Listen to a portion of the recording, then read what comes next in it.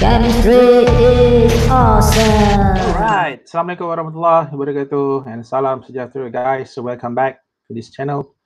Okay, so guys, in the previous lesson, you still remember, you all dah belajar tentang hydration of alkenes. Okay guys, so in this lesson, kita akan tengok pula macam manakah dia punya the mechanism of this hydration of alkenes. And kalau you guys nak tahu, this is actually adalah the fourth mechanism, adalah mekanisme yang keempat untuk kan sudah bagi tahu pada you sebelum ni for your syllabus akan ada 10 mechanisms yang you all perlu belajar. Okay, kalau kita recap balik, the first mechanism was free radical substitution of alkene, and then the second mechanism yang kita apa?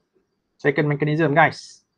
Dalam topik alkene kan, dehydration of alcohols kan, ingat lagi tak dehydration of alcohols, and then the third mechanism was hydrohalogenation of alkenes. Ingat lagi tak hydrohalogenation of alkenes. And then inilah dia mechanism number 4 yang keempat ataupun the fourth mechanism, hydration of alkenes. Right. Okay, jadi in this lesson, apa yang saya akan ajar pada you all jadi at the end of this lesson, so you guys akan diajar macam mana how to illustrate the mechanism of electrophilic addition untuk hydration of alkenes guys. Di mana saya akan ajar you all macam mana nak tulis step by step.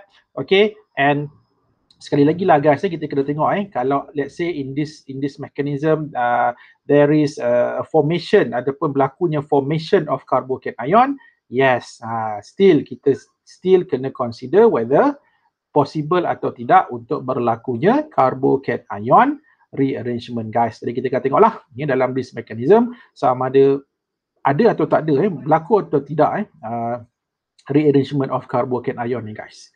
Alright. Okay, jadi basically guys, in this mechanism untuk hydration of alkenes ni consists of 4 steps. Okay, ada 4 step yang terlibat lah. Okay, the first step is formation of carbocation guys. Nampak? Formation of carbocation ini saya highlightkan sikit. Okay, saya letak ni kenapa? Sebab ingat lagi kan, whenever bila ada carbocation, kita kena consider adakah possible, is it possible or not untuk berlakunya carbocation rearrangement. Nampak ni yang kedua ni. Nampak? That's why saya letak kat sini if any. Kalau ada. Kalau tak ada, step 2 ni tak adalah. Dia akan terus pergi pada step 3 which is electrophilic attack. Serangan elektrofil. Okay, and the last step ataupun the fourth step adalah formation of alcohol. Sebab ya dalam previous lesson pun you dah diajar kan, the hydration of alkenes ni dia punya produk dia adalah we are going to get an alcohol. Okay, dan still kita akan apply Markov-Nikov's rule kan. Okay, right. So kita terus pergi pada this mechanism guys. Okay, so here I'm using this example. So what do we have here? We have 2-methyl 2-butene. Okay, kita ada 2-methyl 2-butene. So this is the structure. Okay, the structural formula of 2-methyl 2-butene. And then the question is, write the mechanism. Write the mechanism for the hydration of 2-methyl 2-butene guys. Okay, so kalau you all masih ingat lagi in the previous lesson kita dah tengok macam manakah dia katakan hydration of alkene ini, di mana in this reaction what happen is pi bond kat sini akan breaks dan they akan form 2 new covalent bonds. So ingat lagi tak hydration kita akan add apa guys? Kita akan add H and OH kan, di mana H is added to carbon of the carbon-carbon double bond with greater number of H. Jadi which carbon? Here guys, inilah dia this carbon, and then this carbon tak ada H kan. Jadi maksudnya di carbon ini akan masuk OH, ini akan ditambah dengan H. So in this case kita akan dapat this product guys. Kita akan dapat suatu alkohol ataupun 2-methyl 2-butanol. Okay guys, ini dia punya chemical equation ataupun dia punya equation of this reaction. Tapi sekarang kita nak terangkan, okay, how actually this hydration of 2-methyl 2-butene ini berlaku. So to explain this, So that's why kita akan explain dia menggunakan the mechanism for this reaction. Okay, saya dah mention tadi kan ada berapa steps involved? Yes, there are 4 steps. And what are those 4 steps? Itu kita akan tengok Right. So let's start with the first step. Step 1 guys. Okay, formation of carbocation. Okay, so before saya teruskan dengan formation of carbocation ni guys, sukalah saya nak cerita juga dekat sini. Okay, kalau guys you tengok dalam this reaction, kenapa kita kena add diluted acid? Kenapa hydration ni, why not kita just balaskan dengan air tanpa perlu kita add acid? Okay guys, you kena ingat you dah belajar kan water. Okay, water ni adalah dia boleh jadi acid dia boleh jadi base kan, tapi dia kalau dia jadi acid pun water is a weak acid ataupun water juga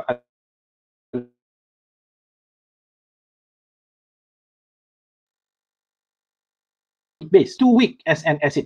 Dia dah satu acid yang sangat lemah. Okay, sangat-sangat lemah. Okay, dan bila dia sangat lemah, maksudnya untuk this water tu sendiri nak protonate an alkene, ataupun kita katakan untuk alkene itu nak jadi protonated alcohol tu, okay, maksudnya agak susah lah sebab water ni dia bukanlah penderma proton yang baik. Kan, sebab dia adalah acid yang lemah. So that's why in this case guys, itu yang kita akan add diluted acid. Nampak tak? Sebab apa? Bila kita add diluted acid, for example kita add sulfuric acid, apa yang berlaku guys? This reaction dia akan produce H3O+. Dia akan produce H3O+. And then selepas terhasilnya H3O+ ni guys, barulah tindak balas penambahan ini ataupun this addition reaction is kita katakan readily untuk berlaku. Okay, so saya rasa itu something lah untuk you all tahu kenapa in this reaction why diluted acid tu kita kena tambahkan. Selain daripada function dia sebagai catalyst, actually inilah dia punya function dia juga. Okay, right. Jadi in this step first step kita tengok macam mana terbentuknya this carbocation ion guys. Okay, it's like this. Okay, ingat lagi tak ni H3O+ kan? H3O+ yang datang daripada diluted acid tadi. So what happened in this reaction guys? Sekarang kita tahu kan, this carbon-carbon double bond adalah apa? Electron rich ataupun dia punya electron density dia sangat tinggi guys. Jadi what happened in this reaction? Okay, dekat H3O+ ni kita tahu H3O+, okay, ada H ni kan? Right, jadi what happened is in this first step, okay, nampak tak ni guys? Jadi this carbon-carbon double bond akan gives a pair, dia akan putuskan dia punya pi bond ni dan dia akan gives a pair of electron to this H, ataupun in other words dia akan abstract this H ni keluar sebagai H+ guys. Okay, dia akan keluarkan dia sebagai H+. Jadi bila H ni keluar sebagai H+, apa berlaku dekat sini guys? So this bond here akan break kan? This bond akan break sebab H ini keluar sebagai hydrogen ion, H+. Okay, so bila putus, since oxygen is more electronegative, jadi okay, the shared electron here akan pergi pada mana? Dia akan pergi pada oxygen. Okay, dia akan pergi pada oxygen. And apa akan berlaku pada this H3O+ guys?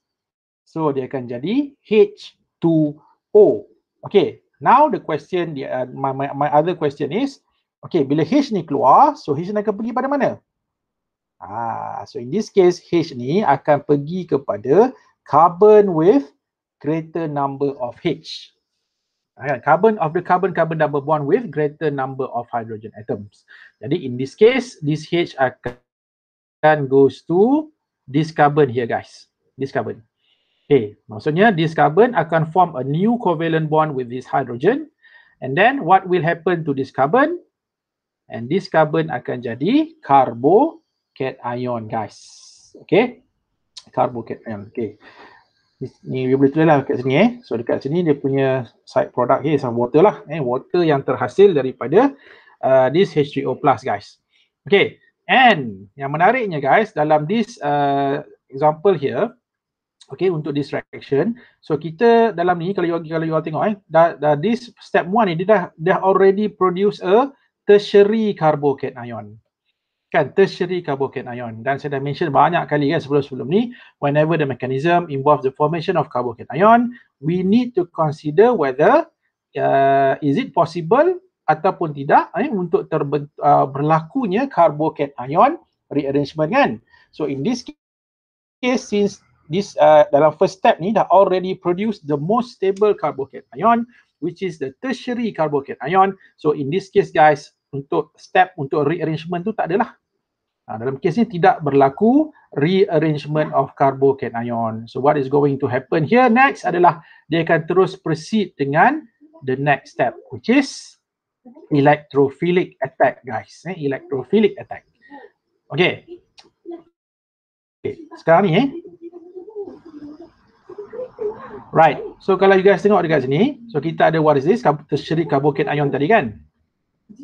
Okay, tertiary carbocation tadi. Okay, so kita tahu sekarang ni carbocation is an electrophile kan? It's an example of electrophile kan? And water, guys, water, since water ada lone pair, nampak? Dia ada 2 lone pairs here, right? Jadi maksudnya air juga sebenarnya guys, dia juga boleh jadi nucleophile sebab dia ada lone pair tu. So dia boleh dermakan dia punya lone pair. So what happened in this second step guys, kenapa dia disebut sebagai electrophilic attack? Guys tengok so apa yang berlaku kat sini. So water ini walaupun nampak bunyi macam electrophilic attack kan, electrophilic attack, tapi sebenarnya yang memberikan lone pair itu adalah water. So water molecule akan gives a pair of electron to this carbocation. Ataupun in other words, so this water molecule is going to bind dengan this carbocation. Maksudnya dia akan form a new covalent bond. Guys, itulah maksud hydration. Itu sebenarnya hydration. The concept of hydration kan apabila kita ada suatu molekul yang bergabung dengan molekul air. Itulah maksud hydration. Jadi in this second step ni guys, so what happen actually when water itu gives a pair of electron to this carbocation, actually dia dah membentuk a new covalent bond with this carbocation. So tengok apa kita akan dapat. Guys, ni. What is this? So inilah dia guys, protonated alcohol. Okay, so kita akan dapat suatu protonated alcohol. Kan? Ingat lagi tak? Protonated alcohol, when was the last time you jumpa structure macam ni? Bila you guys buat mechanism untuk dehydration of alcohol, ingat lagi tak? Pun ada juga kan? Protonated alcohol. Benda yang samalah. Okay. So ini protonated alcohol. Sedangkan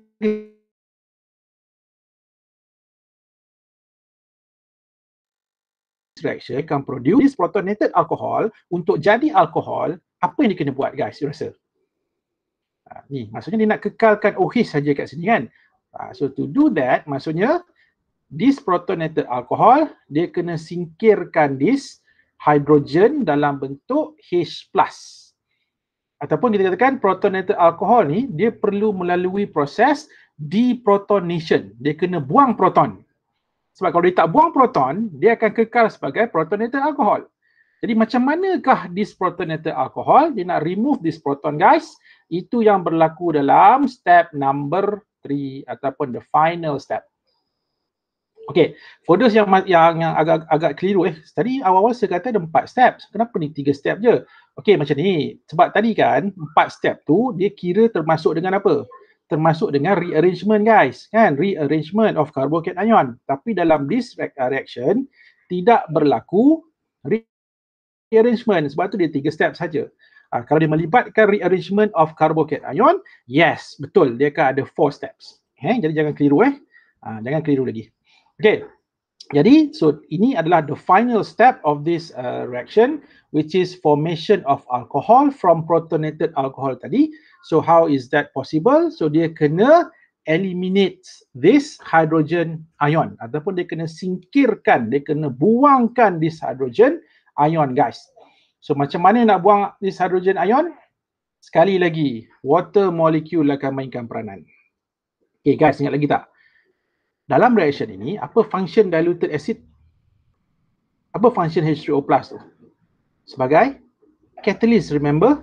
Catalyst, kan? Catalyst. Okay, ingat lagi tak dalam dehydration of alcohol? Apa berlaku pada catalyst? Kita guna, tapi dalam tu kita guna concentrated acid kan? Apa berlaku pada concentrated acid tu? Dia masuk dalam reaction, lepas tu dia akan keluar balik as it is.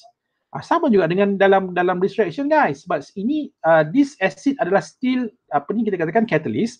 So bila catalyst, macam mana dia masuk, macam tu dia akan keluar balik. Jadi sekarang ni untuk water nak jadi H3O+, macam kena buat apa? Dia kena terima balik proton, betul tak? Dia kena terima H+. Jadi apa yang this water akan buat guys? Water ni tadi, okay, you kena faham asalnya H2O ni datang daripada H3O+ kan, ingat lagi tak? Kan awal-awal tadi kan, mula-mula tadi. Jadi apa dia akan buat seterusnya guys? So this water akan abstract, dia akan tarik balik semula H+ ni keluar. Jadi in this case, dia akan tarik daripada mana? Ni guys, daripada H yang bonded dengan O ini. Jadi kalau you guys tengok kat sini, nampak? So dia akan bagi satu lone pair dia pada this H, ataupun in other words, dia akan tarik H ini keluar sebagai H+, dan H+ ini akan goes back to this oxygen of the water molecule. So they can form H3O+, and what is going to happen to this bond here? So this bond akan break secara heterolytically, dan the shared electrons here, sebab H ni keluar sebagai H+, dia tak bawa elektron Jadi sini akan putus. So bila putus, dia akan goes back to this oxygen, and finally guys, see apa kita akan dapat? Yes, kita akan dapat the products. Nampak tak? Ini kita akan dapat alcohol, okay, which is the main product. And see, nampak? H3O+ akan keluar balik guys at the end of the reaction. Kan itulah function catalyst kan. Catalyst ni dia nak speed up saja the reaction rate. Dia tak involve dalam reaction itu. Maksudnya macam mana dia masuk, macam tu juga dia akan keluar guys. Okay. Jadilah basically satu contoh mechanism of hydration of alkene, tetapi in this example there is no carbocation rearrangement. Dia tak ada carbocation rearrangement guys. Okay. Alright, so why not kita tengok another example, okay, so that you guys are clear, lebih faham.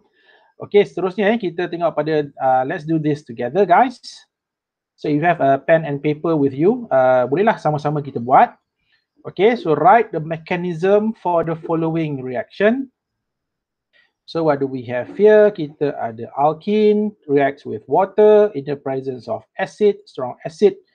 Okay, so kita dapat alcohol. So dia maksudnya inilah tindak balas hydration of alkene guys, hydration of alkene. Jadi bila kita nak buat mechanism, kita akan buat mechanism for hydration of alkene. Okay, berapa step tadi? 4 kan? Sekiranya ada berlaku carbocation rearrangement. Okay, kita tengok ada ke tak ada, kita cuba buat dulu this mechanism. Right, so let's start with the first step. Formation of carbocation. Okay, so what happened guys in this first step? Okay, remember, mungkin ada yang tanya, sir tadi dalam equation tak ada pun ni H3O+. Sebenarnya H3O+ ni datang daripada mana?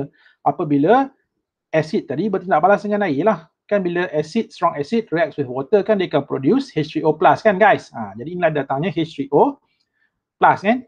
Right, and then okay, so ini adalah electrophile. So carbon-carbon double bond adalah nucleophilic site. So they can gives a pair of electron to this. Okay, dengan ataupun kita katakan dia akan tarik one of the H of this H3O+ keluar sebagai H+. Dan guys, dia akan pergi ke mana? H ni akan keluar dan pergi ke mana? Dia akan pergi pada carbon with greater number of carbon of the carbon.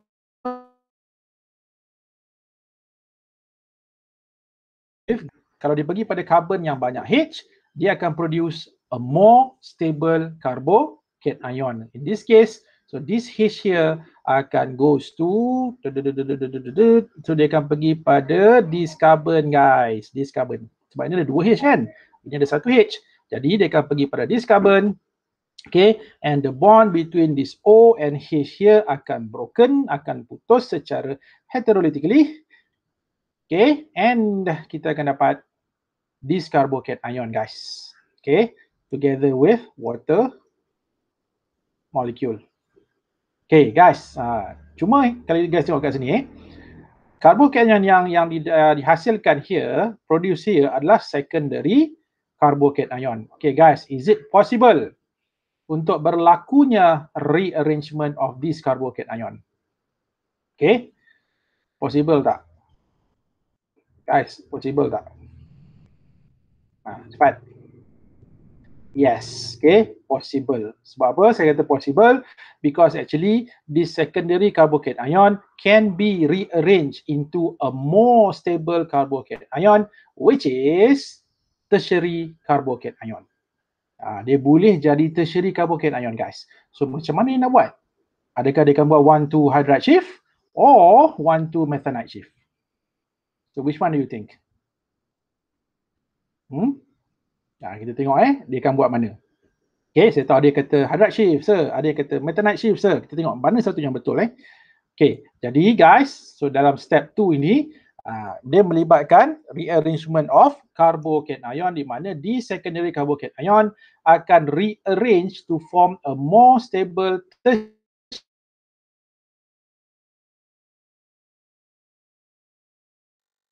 carbocation ion to methanide shift, guys, ataupun 1,2 methyl shift. Okay, mungkin ada yang, maybe ada some yang akan tanya, sir, kenapa tak buat 1,2 hydride shift? Okay, saya nak tanya, kalau dia buat 1,2 hydride shift, guys, dia nak shift daripada mana? Takkan dia nak ambil from this carbon? You tengok guys, kalau ambil from this carbon, H ini pindah ke sini, okay, akan dapat apa? Akan dapat primary carbocation ion, guys. Lagilah tak stabil kan? Jadi sekarang ni, the only shift ataupun rearrangement yang boleh dia buat, yang supaya jadi more stable adalah inilah, dia akan pindahkan mana-mana, tak kisahlah you nak ambil pada atas ke bawah ke, yang sebelah sini pun boleh juga tapi biasanya kita akan inilah sama ada atas atau bawah lah Okay, jadi dia akan pindahkan this methyl sebagai methanide, dia akan pindahkan dari, ataupun dikatakan dia akan migrate. So this methyl group here akan migrate from this carbon to this carbocation ion. Okay, dan see what happen selepas dia buat migration ataupun dia buat shifting.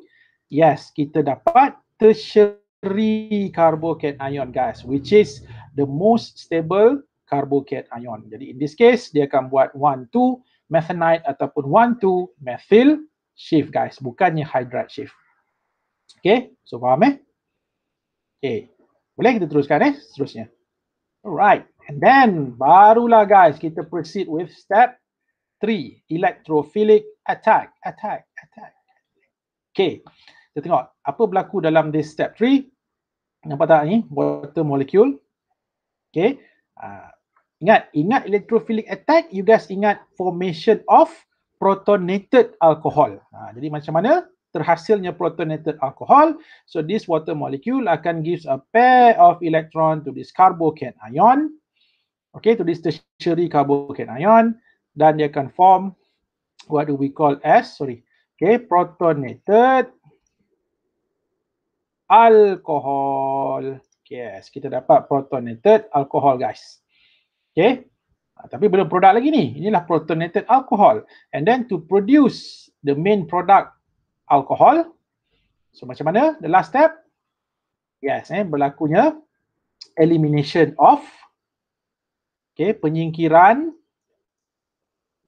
elimination of hydrogen ion, elimination of H+. So how is that possible? Okay, another water molecule akan buat apa? So dia akan tarik one of the H keluar daripada this oxygen here. Okay, so let's say ini dia bagi lone pair to this H, dia akan tarik H ni keluar, the bond here akan breaks heterolytically, dia akan goes back to O, and finally, guys, these are the products. Okay, so inilah kita akan dapat. Okay, inilah ni nampak H3O+, dia akan keluar balik sebagai H3O+. Why? Because in this reaction dia adalah catalyst kan. Jadi bila catalyst tu dia akan macam mana dia masuk, macam tu juga dia akan keluar. Dia akan masuk macam tu, keluar pun macam tu juga.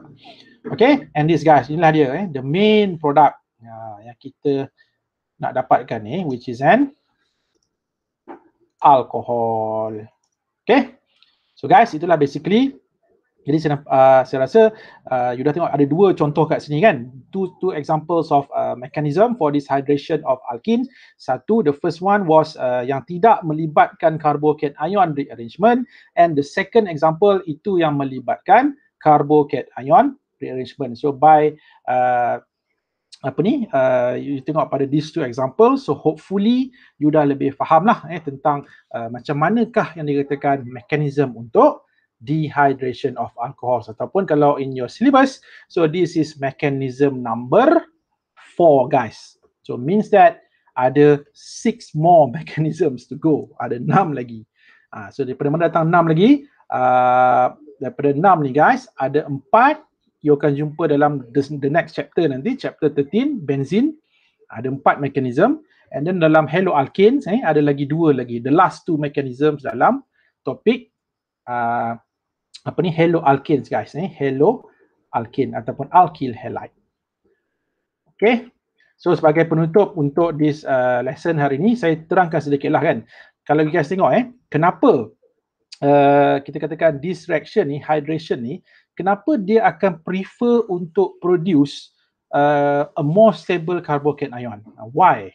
Kenapa kan? Kenapa mesti nak juga hasilkan carbocation ion yang stable? Okay guys, you tengok kat sini.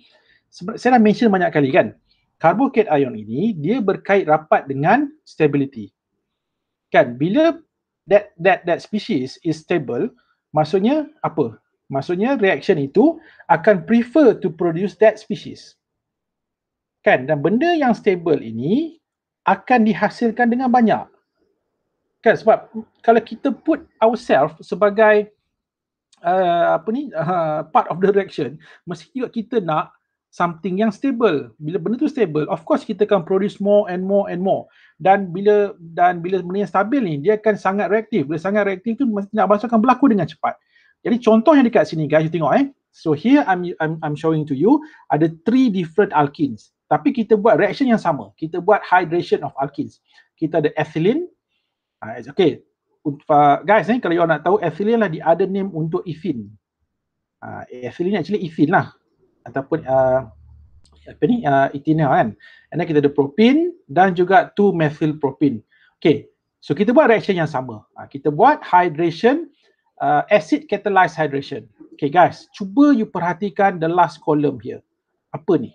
Ini adalah relative rate of acid catalyzed hydration, ataupun kita katakan ini adalah dia punya reaction rate dia. Cuba you guys tengok. Ethylene, okay, katalah ni kita compare kepada ethylene. Ethylene dia punya rate is 1. Tapi propene dia punya rate dia 1.6 times 10 to the power 6.